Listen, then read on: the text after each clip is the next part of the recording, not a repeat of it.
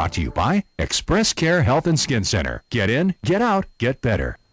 Welcome back to Healthy Living. Touted as a way to remove harmful toxins in the body and promote weight loss, detox diets are hotter than ever. Hollywood stars do it days before gracing the red carpet. Dr. Oz has his own formula. Spa retreats are featuring them, and many diet books are based on detox beliefs. Is it truth or fiction? Joining me now with more on this subject is Express Care's Dr. Jitka Lom. Thanks, Doc, for coming in. Thanks, Mindy. So what exactly is a detox?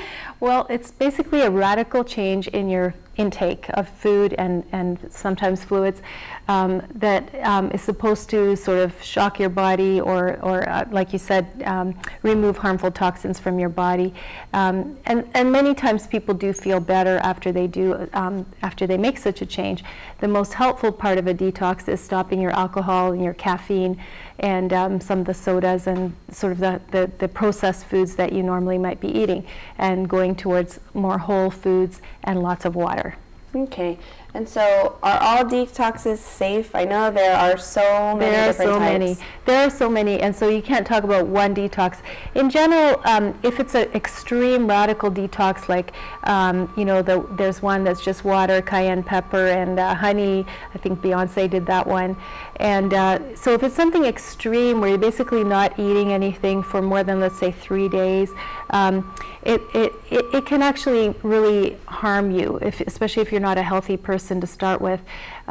So a more gentle, gradual approach to, let's say, detoxifying or purifying your body is helpful. And this isn't a new concept. The concept of detox or fasting goes back, eons and is pretty much present in most religions and cultures going back, where people take a period of time and they fast and eliminate from their body things that are so impure. Mm-hmm. The problem is that in modern day detoxes, we don't measure anything before and after, so you're really not sure.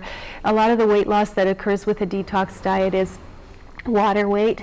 For sure in the first three days to 1 week, you're losing a lot of water, and that's why the stars do it right before, the red carpet or whatever, because they will lose weight and they will slim down very quickly. Of course, as soon as they get back to their normal life, they will put the weight right back on. Okay, and so that's kind of one of the harms of doing these detox diets is, I think one of the popular ones, I know a couple of people in the office have had really good success with the 21-day detox, and I tried it, and I can tell you, I did the 7-day cleanse. I didn't make it to the 21 days. Just for me, it's just, I'd rather just eat healthy as much as I can, and still have the occasional. But for me, I just couldn't do it. But that's kind of the harm, though, is sometimes you do it, and then, like you said, when you start going back to your regular life, you kind of... Hopefully it would be more like an adjustment of your overall lifestyle, where you're going from sort of eating a whole lot of processed foods and coffee and chocolate and sugar and alcohol and all that to fruits and vegetables and water and pure foods that are fresh. That would be the ideal, but the extreme ones can really be harmful. Okay, and so there are several types of detox diets. You mentioned I've heard of the water, cayenne pepper, and the honey or cinnamon or whatever it is, and then also the 21-day detox, where you go from I think hot to cold to raw. So how do you know what's safe and what's not safe? Well, I think it really, I think anything extreme is probably something to be taken with caution, especially if you have any health conditions like diabetes or kidney problems and so on, high blood pressure.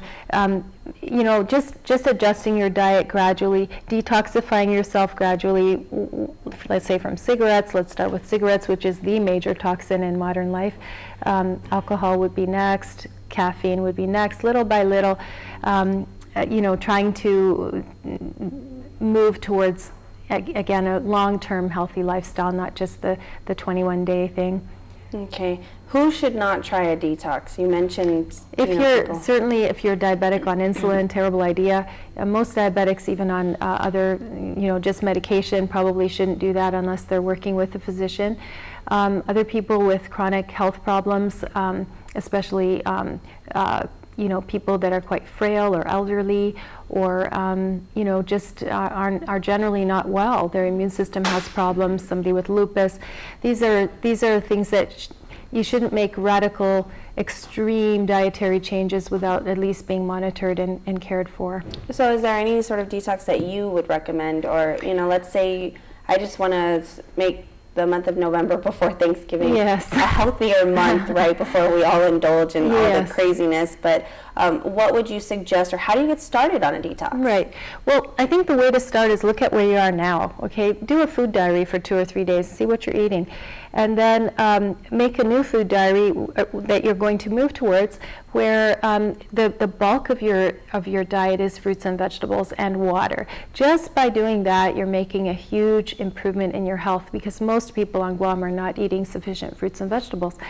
Another thing you might add to your diet is a multivitamin. Again, many people on Guam aren't eating the fruits and vegetables that you know, and they've also been stored during transport, so it's hard to get the vitamins that you need. So add a vitamin and lots of water. You know, at least the 8 glasses of water, more if you're really trying to clean your body. For every cup of coffee or caffeine that you have, you need an extra glass of water. So that may add up to, you know, 10 or more glasses of water for you during the day. All right, awesome. Well, we will pick up our discussion on detox diets when Healthy Living returns. Stay with us.